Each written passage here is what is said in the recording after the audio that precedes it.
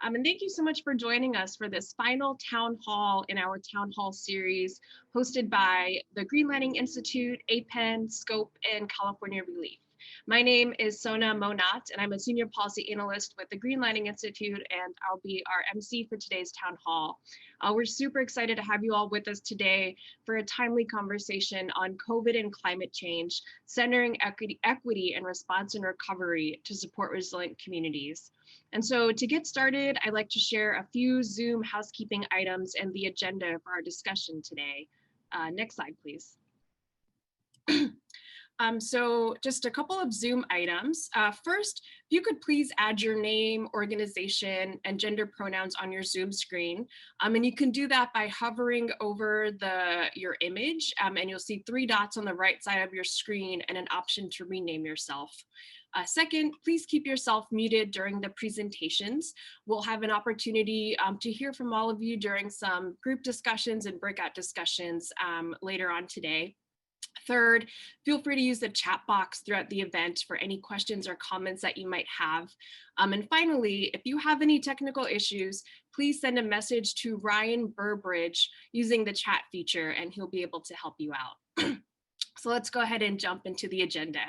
So for today's town hall, I'll start off by introducing our speakers and sharing some context and background for this series. And then we'll have our first presentation on workforce development for a just recovery, followed by a group discussion. And then we'll transition to our second presentation on closing the digital divide that will be followed by a small group breakout discussion as well. Next slide, please. So I'd like to go ahead and introduce our incredible speakers that we have lined up today. So we have an excellent panel of experts from multiple organizations who will guide our presentations and discussions. For our first presentation on workforce development, we have Tiffany Wong, who is a policy and research associate at Strategic Concepts in Organizing and Policy Education, or SCOPE. We have Ami Raval, who is a research director at the Asian Pacific Environmental Network, or APEN. Skylar Schwartz, who is a legal fellow at the Center on Race, Poverty, and the Environment. Martha Dina Arguello, who is the executive director at Physicians for Social Responsibility, Los Angeles. And Paula Torrado, who is the air and toxic policy analyst at Physicians for Social Responsibility as well. And finally, we'll have Marguerite Young, who is the assistant director at SEIU Climate and Environmental Justice Program. And for our digital divide presentation, we'll have Gisela Moya, who is the technology equity fellow at the Greenlining Institute, and Paul Goodman, the technology equity director at the Greenlining Institute as well. Next slide. And so before turning it over to our incredible speakers, I'd like to provide a little bit of context for this town hall series and what we're hoping to achieve. So 2020 has been an extremely challenging year, from the beginning of shelter-in-place orders to slow the spread of COVID, to racial justice protests around the country, and to severe heat waves and wildfires that we're still continuing to experience in California. This past year is really showing us what happens when multiple crises intersect, and is underscoring how critical the need is for comprehensive strategies that can address the public health, economic, and climate crises that our communities are enduring, especially for our Black, Latinx, Indigenous, Asian American, and Pacific Islander communities that continue to be hit hardest by climate disasters and are now also being hit hardest by COVID. And the conditions that made our communities vulnerable to the virus in the first place are a direct result of decades of historic and systemic racist policies and practices like redlining that have left our communities with extremely high levels of air pollution, poor infrastructure, a lack of green open space, poor health, and economic insecurity. And so it's no accident or surprise that our frontline communities are being impacted at such disproportionate rates. And over the past few months, it's become more and more clear that we need to think simultaneously about the multiple crises that our communities are facing and ask ourselves, how can we support our communities now in the face of COVID and climate change, while at the same time thinking about solutions that can create long-term sustainable and equitable systems change to address the root causes of these crises. And so the reason we're bringing all of you here today for this series is so that we can work towards a just recovery in our communities. And I want to share a definition for just recovery developed by the movement generation. A just recovery resists disaster capitalism and instead focuses on disaster collectivism that models people-powered, heart-centered, socially just relief, as well as community organizing and actions that reclaim the rights of people to define their economies and govern their communities. And this is the framing that we'll be using to guide our discussions today. Next slide. And so in light of everything that's happened in the past few months, Greenlining APEN, Scope, and California ReLeaf over the summer, we developed recommendations for a just COVID-19 response and recovery to support resilient communities. And we submitted a letter to the governor's task force on business and jobs recovery, and more than 100 organizations supported the letter, including many of you here today. And so the graphic on this slide provides an overview of the recommendations that we developed. And you'll notice that all of the recommendations fall into three main categories: making equity real, strategic green investments, and achieving economic resilience and recovery. And by focusing on meeting this triple bottom line of racial equity, green investments to build climate resilience, and economic recovery, we hope to advance systemic transformation and address the multiple needs of our communities as we begin to recover from COVID and continue to address climate impacts. And all of the topics that we present at these town halls will show how they meet this triple bottom line. Next slide. So we've hosted our first two town halls a few weeks ago that discussed the first four topics on this slide: the Office of Racial Equity, equitable green investments, a mapping platform to identify vulnerable populations, and safe transportation. And for today's town hall meeting, which is the last in our series, we will focus on recommendations for workforce development and closing the digital divide. And we'll include a link in the chat box to the full task force letter that you can review. And before we move into our first presentation, I want to lastly share what our goals are for this series. We hope that by the end of the series, you'll have a strong understanding of the 6 recommendations that we'll be discussing, an opportunity to offer your input to the recommendations, and to share priorities that you're all working on that advance racial equity, climate resilience, and economic recovery. And in the long term, we want to build on the work we do together through these town halls and see if there are policies or funding opportunities in 2021 where we can collectively advance our recommendations and have a real chance at building a just, sustainable, and resilient California. And with that, I'll turn it over to Ami and Tiffany, who will kick off the workforce development presentation. Thank you. Thank you, Sona. So we have a great lineup for our discussion today on workforce development. I'll get us started with some context setting and guiding principles for this topic.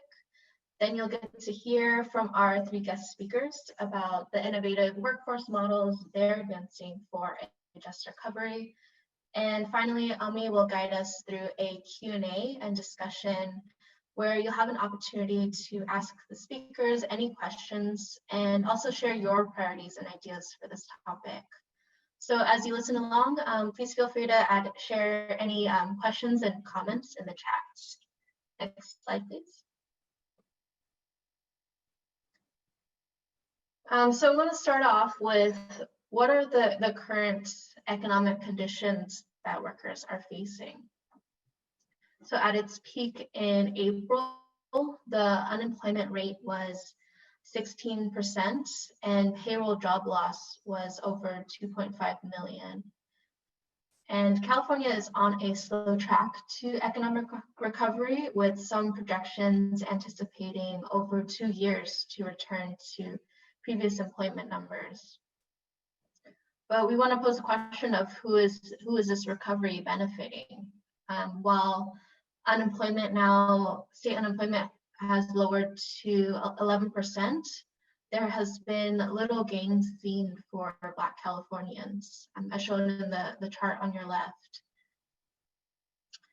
A return to normal only reinforces the economic systems that have that put low-income women, people of color, and immigrant communities in often precarious, unsafe, and low-wage work.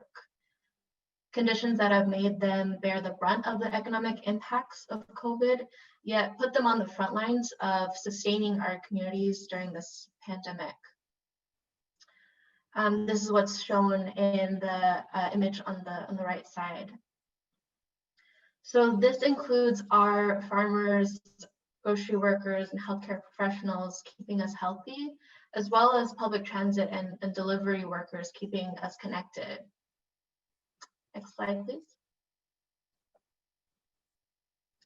So as Sona shared, a just recovery is reclaiming the right of our communities to define their economies, to transition from one centered on extraction of health, labor, wealth, and resources by a select few, to a people-centered caring economy that fosters the healthy, thriving, and resilient communities that we want to see. And so our speakers today will be offering perspectives on various elements of this just transition framework, as highlighted on the slide.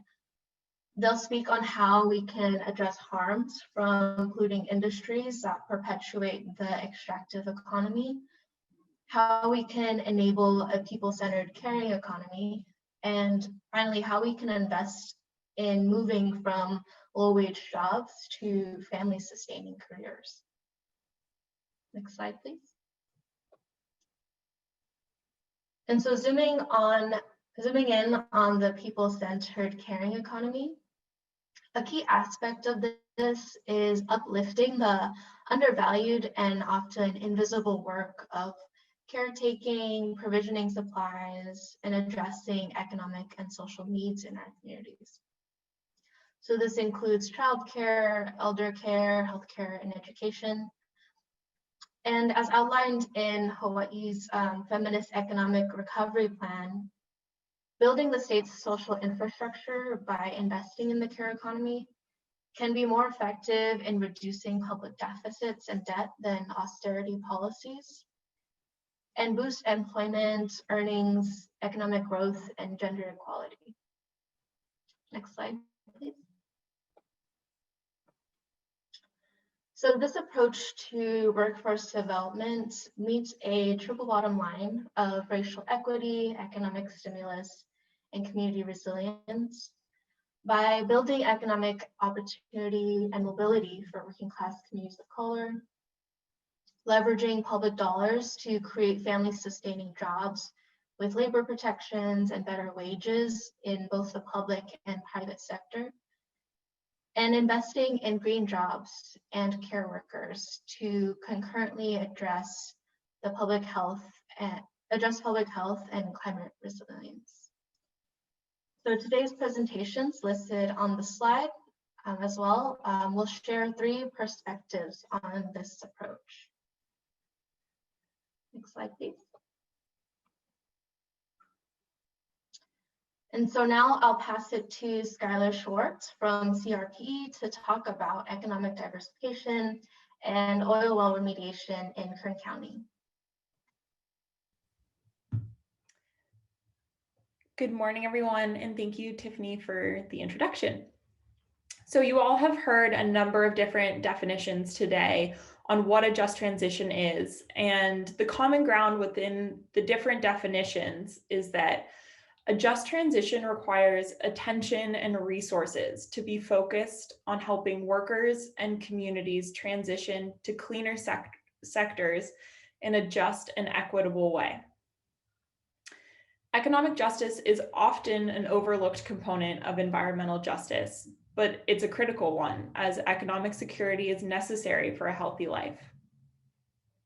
CRPE is working within Kern County to ensure that workers and community members have a lead role in a just transition. Kern County is the highest producing oil and gas county in the nation. Sorry, can we go to the next slide? Yeah. Due to the age of its fields and low quality of its crude, Kern County's production is extremely vulnerable to global market shifts. The boom and bust cycle of oil has already been felt deeply across Kern County and has been followed by the associated impacts of poverty, job insecurity, and loss of services.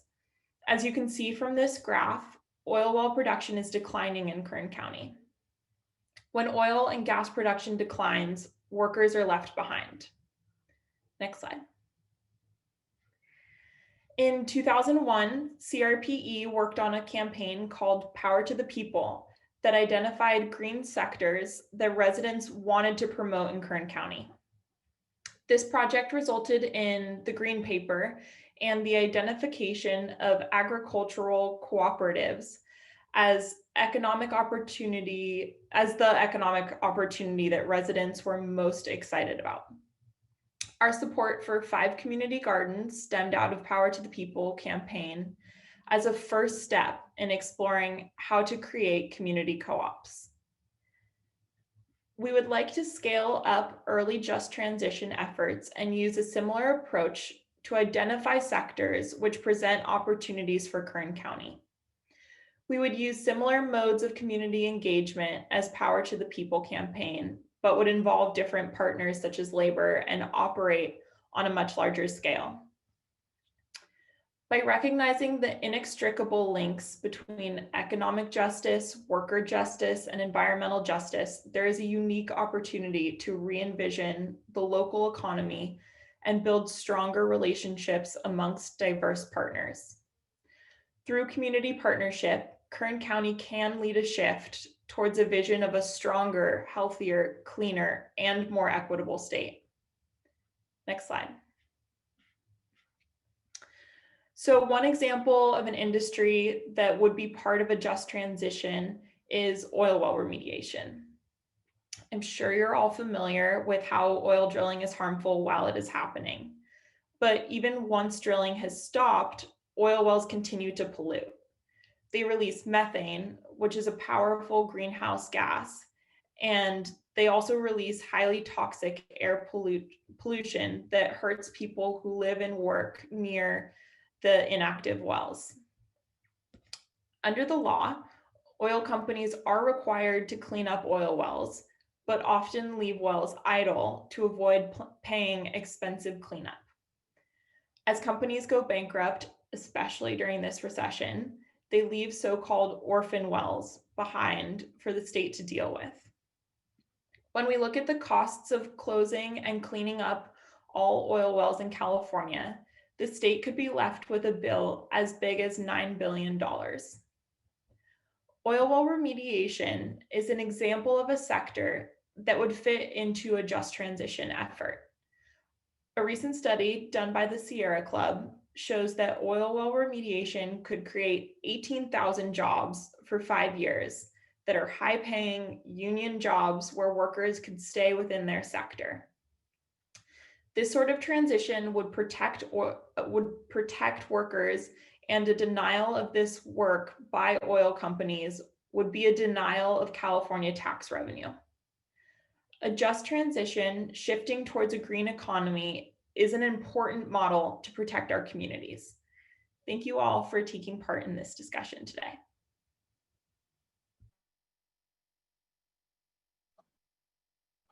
Thank you for that presentation, Skylar.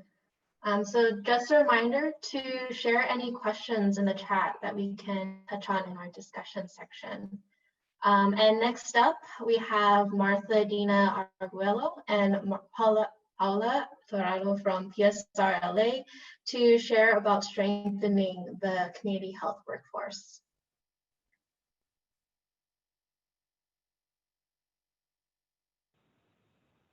Good afternoon, everyone.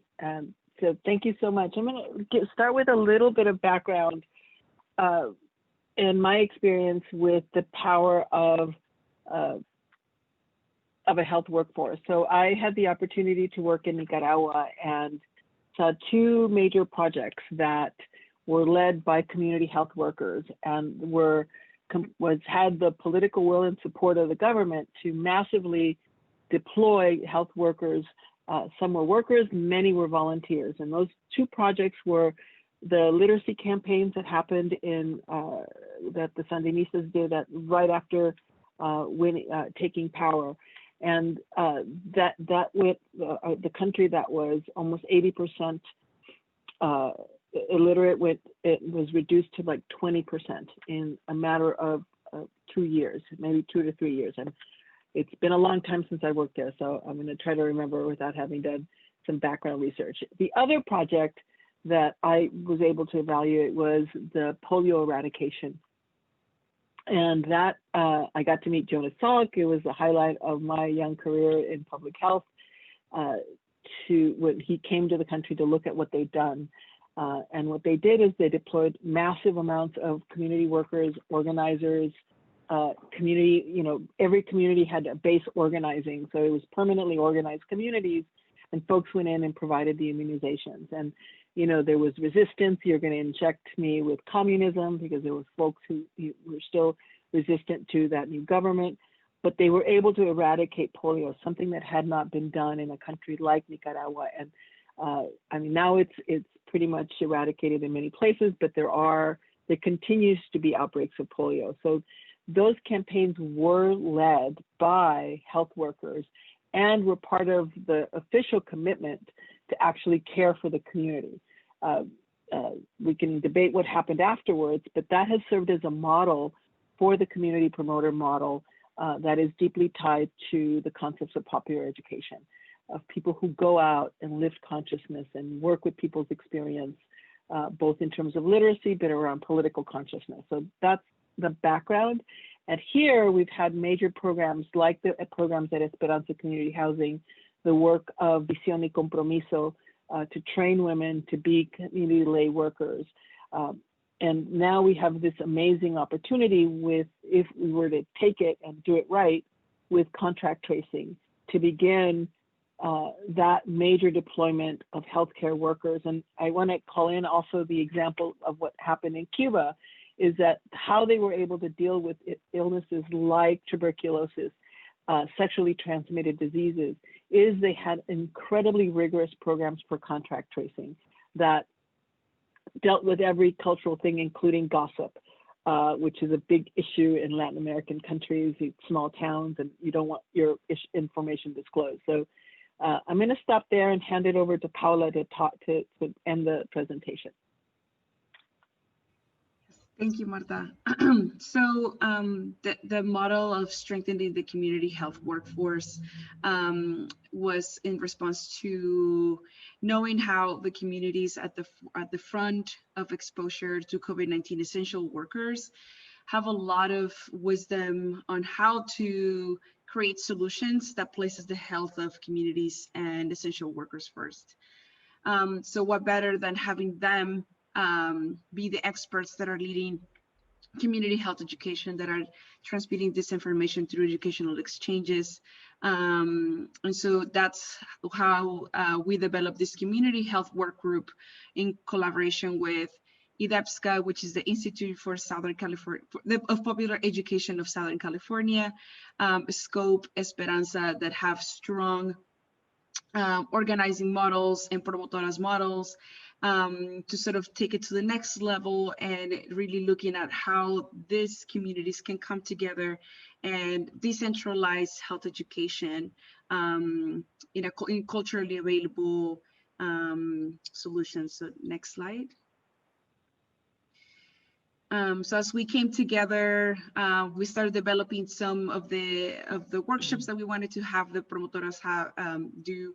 And so some of the things that we heard from the promotoras was that there are key things that the communities need to learn about, not just around COVID, but how it's impacting their work. So for example, for the Mujeres en Acción, which are the promotoras of IDEPSCA, they're largely Latinas, and they're domestic workers, day laborers, and they are the front line of exposure of that, not only just COVID-19, but also the utilization of very harsh toxic chemical products, and even now more so during COVID-19, the increased use of toxic disinfecting. So approaching this community health workforce through a solutionary approach, thinking about what are other solutions, alternative solutions, safer solutions that mujeres can use in their workforce that can prevent them from toxic exposure.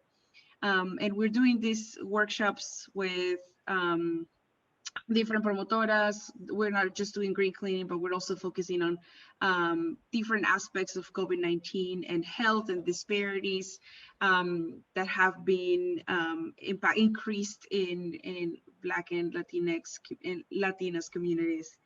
So essentially, these educational exchanges are intentional to elevate community challenges and thinking about what how those promotoras can lead the workforce, can lead the just transition and the just recovery. Next step, next slide. So that's how we're reimagining health. We're developing the health workforce by focusing on community solutions and supporting the caring economy, the underground economy that has been hurting a lot, but not hurting loudly enough, like the beauty professional, domestic workers, and how the just recovery is not looking at these communities as the workforce, as a force towards a just recovery. And in total, we have trained 66 mujeres in green cleaning and in COVID-19. And we've partnered with USC to create a certificate on community health that the mujeres can use for the resume, for their professional development. So that's how we're connecting the dots in health workforce. And I think that's it. I don't know if Marta wanted to add anything else. No, I know we're out of time, so thanks. That's it. Thank you. Thank you so much, Martha and Bala. So last but not least, we have Marguerite Young from SEIU, who will talk about organized labor and the care and public sector workforce. Hi, everybody. Thank you for the opportunity to present and talk about the work that SEIU is doing in this area. SEIU stands for Service Employees International Union. We're the largest service workers union in the United States. Here in California, we have 700,000 members.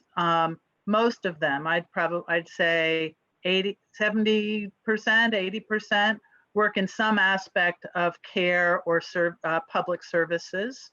And in care work, that's both in hospital settings, but also increasingly at home, helping the poorest Californians who are young and old to access services and maintain a quality of life at home. And so clearly they are frontline COVID response and also climate risks, as others have mentioned. They are first responders, both in emergencies during our power outages or wildfire smoke events, but also in the day-to-day climate stressors of extreme heat, in drought, and in other situations or bad air days. They are, dealing with it. Unfortunately, they both lack the training to feel like they're responding in the way that they would like to. They're also disconnected oftentimes from the emergency services and resources of communities. Most of them are women of color, and 40% are immigrants. They speak, I think our members speak up to 12. We have members representing up to 12 languages. Overall, SEIU membership, 40% live in environmental justice communities. So we both live and work in the communities that we serve. Next slide, please. That is why at the end of last year, in our last wildfire smoke power outage craziness, we really started talking with APEN and with BGA about how do we build resilience before disaster? How do we include the care workforce and the public sector workforce in doing this? So Resilience Before Disaster, which should be up in your chat screen, is the report that came out of that. We recommend investing in our home care workforce in this report, but also our childcare workforce in the both lifting up the wages, professionalism, and opportunity for worker voice, doing emergency and resilience training, and then also making sure that we have the public sector support in public health and social work, parks and libraries, et cetera, to help build community capacity, especially in resilience centers, and then more broadly to improve emergency response and preparedness for homebound individuals. Next slide.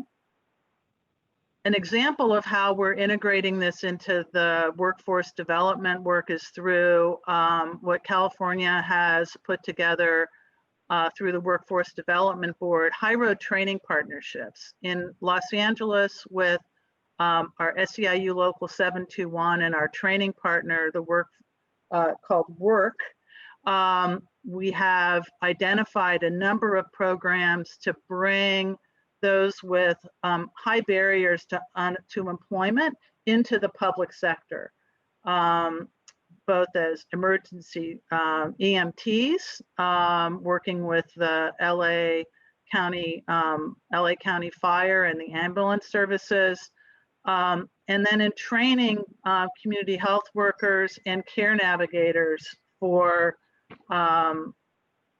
work in community health and public services. The LA County Place program is placing people in parks and recreation, public works, etc. And it's just getting started, and there's a profile of that program and the other work programs that should come up in the chat. And finally, we are right now in the process of applying for a high road training partnership grant to do home care based resilience. So this is 400,000 of our SEIU members in California provide this in-home care and support. And so we are really looking to add them to the high road training partnership to lift and elevate the professionalism of that workshop. Oh, I have 1 minute left. I thought I had 0 minutes left from my timer. Well, I will, somebody was telling me that I should talk about who SEIU represents, but hopefully it's local, city, county, state, hospital, non-nursing and non-doctor for the most part, folks in the healthcare setting, our home care workers, and a bunch of janitors who clean office buildings and do green cleaning, which I didn't talk about. So yeah, that's us. Thank you so much, Marjorie. And also just wanna shout out to also many SEIU members who are on the call today, who are joining us. I think specifically from 2015. But yeah, just again, want to thank all of our presenters today for the rich information. As you can see, we uplifted and through a set of lightning round presentations. I'm sure our presenters could share a lot more in terms of what we mean when we say workforce development for just recovery. And to just close this out before we move into discussion, just want to share that really our goals sort of in this work and advocacy broadly is in the short term, really wanting to understand through this town hall and ongoing conversations, what are our collective priorities for workforce development? In the medium term, we aim to compile this information and socialize these approaches to key decision makers to really uplift, right, what we mean when we're naming these strategies and using the term just recovery and workforce development. And then in the long term, I think we're hoping to identify opportunities to collectively advance these strategies, whether that's through budget advocacy, agency engagement, legislation, or other avenues. So Next slide. That then moves us into the Q&A portion and large group discussion. And in addition to questions, which I've already sort of been collecting, we also want to make space for, in a full group, folks that are on this webinar today to share what elements resonated with you, or do you have any additional ideas you're working on that you'd like to share? But to sort of kick us off, I thought I would just open with one question, which I saw in the chat, which was broadly, I think, sort of what key, and Chuck, I think, is uplifting it, the key opportunities through policy advocacy to advance these strategies. And that could be through some, a variety of mechanisms, but also there was some discussion around funding in particular. So how do we advance these strategies, fund them, move them forward through state policy? And I'll kick it off to any of our presenters who want to respond.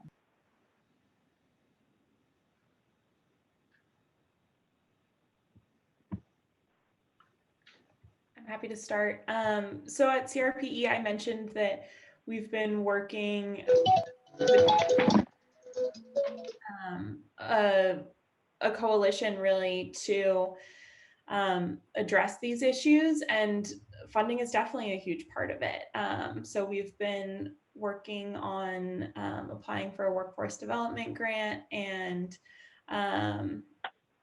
I often think that's one of the biggest barriers, just to create enough space to have a really broad tent where all stakeholders can come in and have robust conversation to make sure that we're pushing forward the right things that community members are focused on, and that in this case, like the labor is interested in pushing forward. So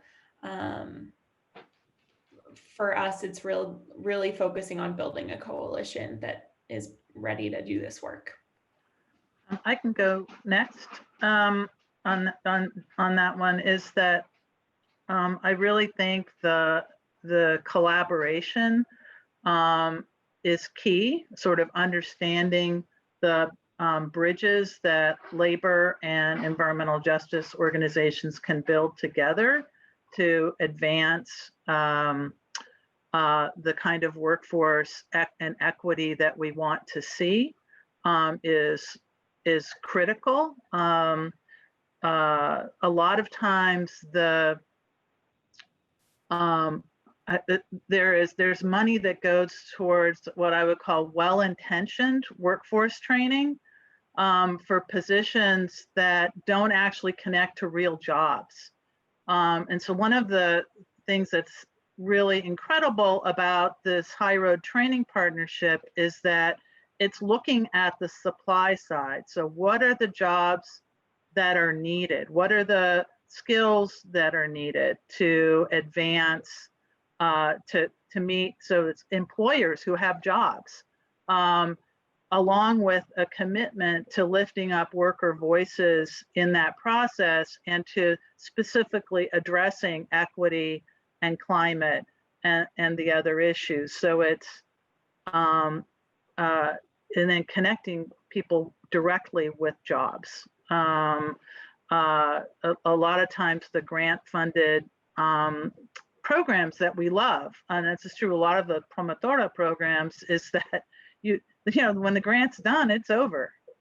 And there's no connection. And that's one thing I think, as we look at the public sector, that we're really hoping to change and lift up as the workforce, the public sector workforce is, most places, somewhere between 40 and 50% of folks in public sector jobs are about to retire in the next 5 years. That is a gigantic opportunity, and an opportunity to focus on diversifying that workforce and bringing people in so that they can develop over the course. And home care, it's the same thing. It's one of the fastest growing occupations in the country, and so lifting that up and focusing on professionalizing it and connecting it to the rest of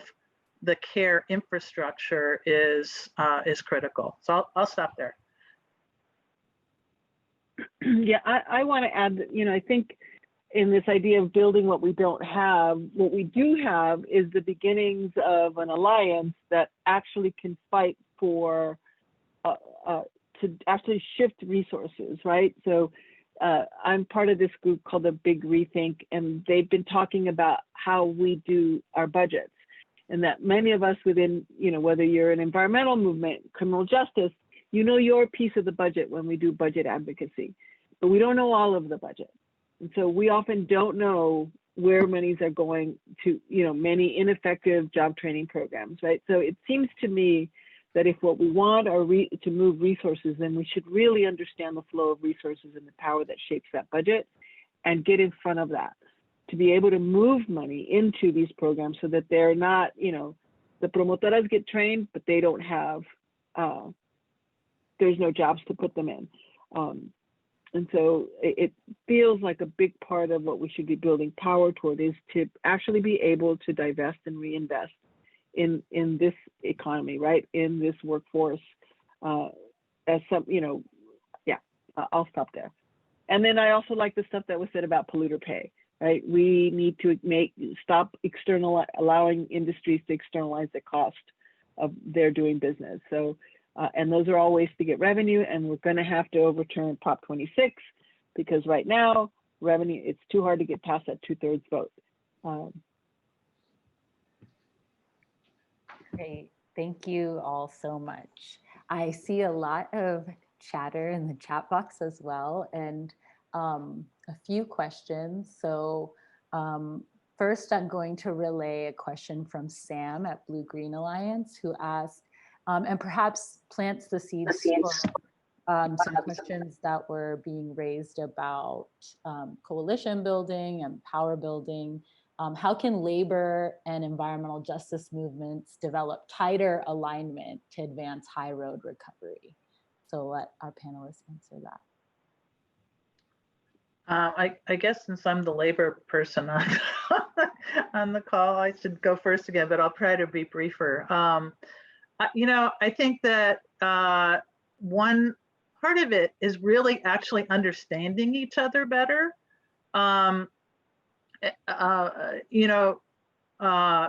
Labor, I spent my first 20-something years of career in the environmental movement, which is where I first met Martha many moons ago. I think a lot of us in the environmental movement and environmental justice movement have thought of labor as a uniform thing. And now that I've been in labor, I can tell you that labor thinks environmental and environmental justice is a uniform movement where so they get confused when people have different views. And it just, as I think EJ folks get confused when labor has different views. It's because there's an array of interests. There are many labor organizations, but I think knowing each other better, finding where the common interests are before staking out positions, that's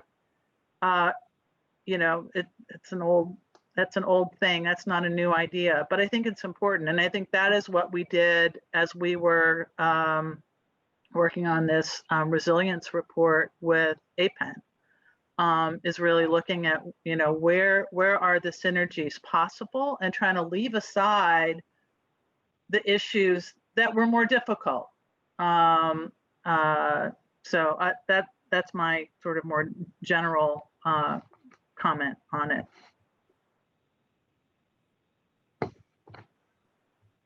And I can just speak to an example that we're working on along that same vein of trying to set aside differences.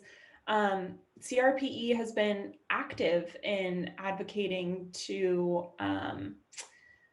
better community health in regulating oil and gas. And so as we're looking at oil well remediation and economic diversification, really setting aside the value judgment on oil and gas. Like, what do we care about? Well, we care about community and we care about workers. And so how do we plan for a better future without making a judgment call on the value of oil and gas? So I think what Marguerite was saying was like, where can you find that common ground and push that forward and set aside the differences that in the end aren't really as important in that moment?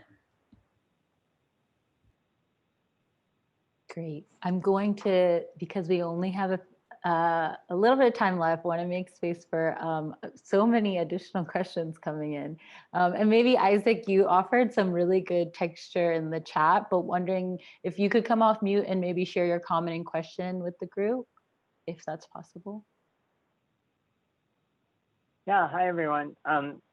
So a context I think for my question is I've had, some lived experience living and working in Kern County as someone in the oil business.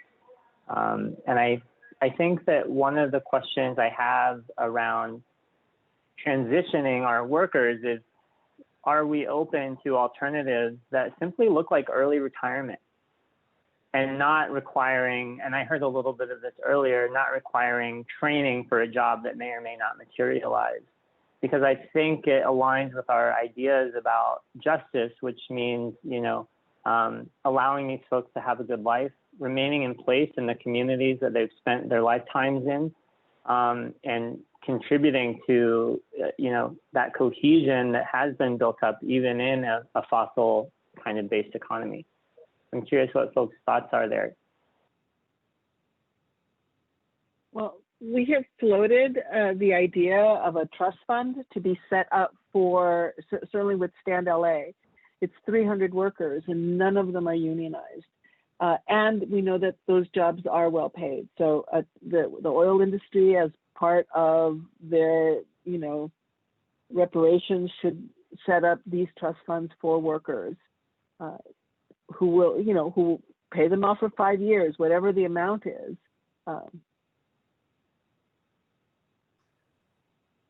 I think it's really important. That is, if you look at, folks are interested in how this can work, is to look at the Diablo Canyon agreement around decommissioning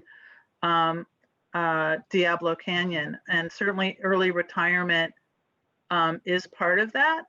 There's also, I think, one of my other hats is being on the board of East Bay Mud, a water utility. And we hire a lot of plumbers and pipeline people. And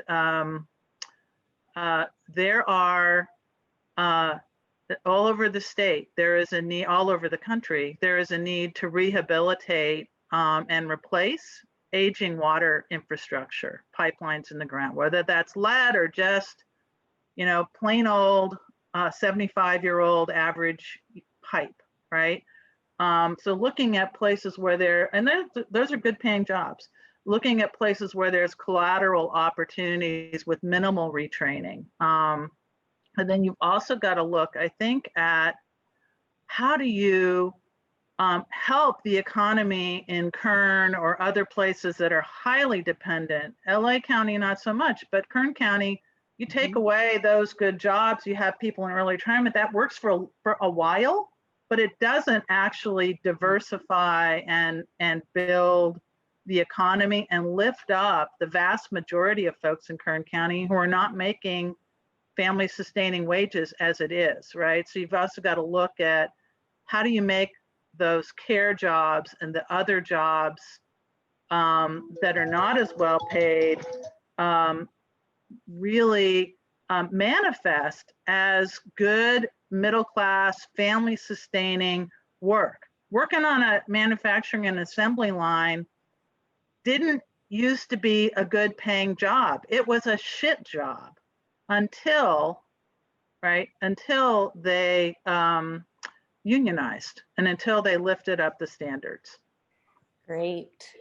Thank you so much for that discussion, for those rich responses. We're not going to get to our last question that was offered in the chat by Zach at the Workforce Development Board, but we will hold that on training and developing career ladders that can sort of recognize new skills and result in better wages and benefits. But that means the conversation will continue, hopefully offline beyond this webinar. But want to thank again the presenters and for the participants for all the incredible questions and discussion. And I'm going to pass it over now to Sona to transition us to the next section. Thanks. All right, thanks everyone for sharing your additional questions, comments with us. We're excited to review what folks have been generating soon. And we're now going to transition to the second presentation that focuses on closing the digital divide. So I'll turn it over to Paul from the Greenlining Institute. If you want to kick us off, Paul. Thank you very much. Hello, everyone. First of all, I have a bit of a cold, so I apologize if I'm a little sniffly or stuffy sounding, but there we have it. The good news is you probably can't catch it from me. So there we are. But yeah, I'm here to talk to you about closing the digital divide. And for those of you who aren't familiar with the term, the digital divide refers to the gap between folks who have access to high-speed broadband, access to the internet, and folks that don't. It's amazing because even today I talk to folks, usually internet service providers, who say, you know what, broadband access is a luxury. You don't really need it. It's nice to have, but not critical. And that is just not true. It may have been true 30 years ago, but it's not true anymore. We should be treating broadband like a public utility. The other big piece of introduction, I'd say, is at Greenlining, we really believe that any kind of meaningful policy outcome in any kind of policy area is going to require strong communications policy. So whether it's about battling disinformation about climate change, facial recognition technology, energy or water grid management, the future of work, or prison phone calls, those all have broadband implications. And you need to consider broadband policy while you're considering solutions for those problems. So I want to start by talking about the state of California's broadband infrastructure. We spent a couple of years putting together basically a map that looks at this quality of broadband across the entire state of California. You'll see on the left is a historical redlining map of Oakland and Berkeley. The red areas are areas where typically banks, insurance providers, owners of other financial instruments did not invest. That's where folks of color lived. And the map on the right is the map of internet service quality in Oakland. The yellow areas represent areas where the internet service is okay. It's decent, right? But I want to point out that that is United States decent, not say Estonia or Singapore or South Korea decent, which have far superior networks to ours. And then the places that are green, the broadband quality is very good. And then orange and red are the broadband quality ranges from terrible to abysmal. And you can see a lot like the CalEnviro screen map, we spent a lot of time reconstructing a map that we pretty much had already from the Greenlining broadband maps. And I want to point out that these maps do a couple of things. The first is that this is really representative of historical disinvestment in Black and brown communities by internet service providers, just like it was by banks, just like it was by sort of the early environmental movement. And it also reflects provider decisions to build out infrastructure in the most profitable, i.e. wealthiest neighborhoods. Note that I said most profitable, not any profitable neighborhood. Can I get the next slide, please? And this is perpetuated today. This is the same map. The only thing I've added are these pinkish purplish dots. The larger the dot, the higher the percentage of households of color exist in that census block area. And when you look at this map, you can quickly see there are huge racial disparities in the quality of broadband and availability of broadband for folks of color. And this is true across the entire state of California. In fact, if you look at rural areas where broadband availability is pretty much miserable everywhere, it is still worse in areas that are have large numbers of households of color in them. If I get the next slide, please. So this disinvestment has led to some real problems in the state of California. And one thing I want to highlight is that, there's a lot of policy folks now saying, oh, because of COVID-19, we have this problem. All of these problems predated COVID-19. COVID-19 just sort of brought them to the forefront. And, there's 5 of them. The first one is broadband access is unavailable. So people don't have the poles and wires in their neighborhood necessary to get service, or unaffordable. It's too expensive for them. And that should be inaccessible. My apologies. I think I just got on a little roll on there. But in this particular context, accessibility refers specifically to having the equipment and training to access online products and services. Wireless broadband isn't sufficiently robust or reliable. It's just, in addition to having data caps and slow speeds, it's just not a replacement for home broadband service. The third one is that low-income families often can't afford to get broadband service, or when they do, they can't afford to keep it because it gets too expensive.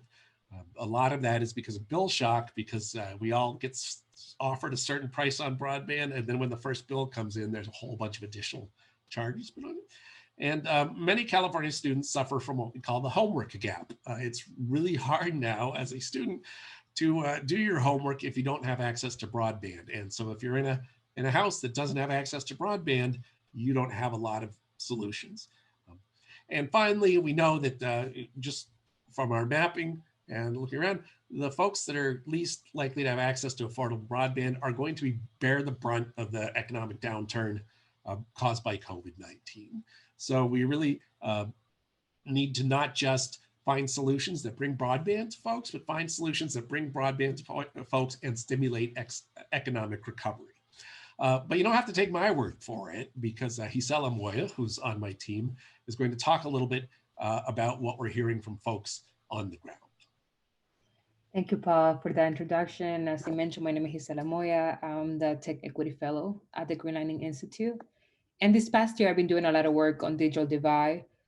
And I'm sure that many of you have seen this viral picture that was going on all over online about 2 children trying to access Wi-Fi to do their classes outside of a Taco Bell. And to me, when I saw this, it really just showed me just how much we fail students by not closing this digital divide fast enough. So this year, just this past June, I had the opportunity to co-author the report called On the Wrong Side of the Digital Divide. And I interviewed Fresno students about their internet situation and found themes that are relevant not just for the pandemic, but also as we're going through wildfire season. So first, we have so many families and kids risking their health by going to their families' households or their friends' households to access the internet. Oftentimes, we know that many low-income families right now are essential workers and might come into contact with many people. But when a school provides you a laptop, but not a Wi-Fi hotspot, you simply don't have an option but to risk your own health. It's something that no one deserves to be going through right now. Second, internet is too expensive for many families. Many families simply cannot afford to pay more than $100. And even when they do, usually they have to borrow money to do that. And for many of the families that I spoke with, internet is simply too slow, especially for families that are in low-cost essential plans. We've seen how AT&T, Verizon, and all these big corporations have come out with essential plans to meet these moments. But from talking with family members, we've seen that the low-cost internet essential plans are oftentimes very inadequate and don't meet the needs and standards for 4 people to be connected in a household, or for you to be in a Zoom call without your call dropping. And I'll just share 2 stories that highlight this. So first, here's Amanda. She's a 28-year-old Latina Fresno resident who lives with her husband and 3 children on a $1,200 monthly income, and she usually pays more than $100. And when I spoke with her, she made it very transparent to me that although she pays for it most of the time, there's been times that she has had her internet cut. Usually she has to borrow money to pay for the internet. And you're talking about someone paying more than 10% of their income on internet.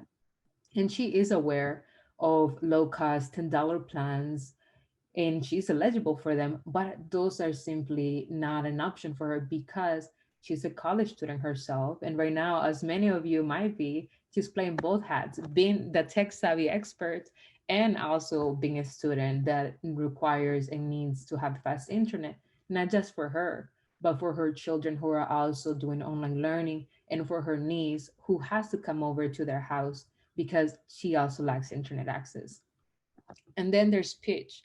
Pitch, she's a 16-year-old Asian American high school senior who lives with her parents and four siblings on a $1,700 monthly income. And prior to the pandemic, she had internet access and she continues having internet access, but she only had one computer in the household.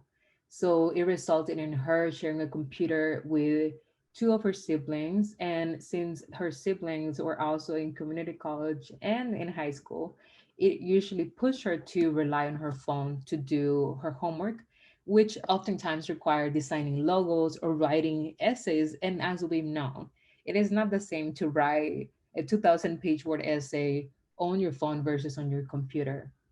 And her internet bill, like her family's internet bill, was also super expensive. Her family is paying more than $150 to have internet. And again, just because they can pay it doesn't mean that they can afford it.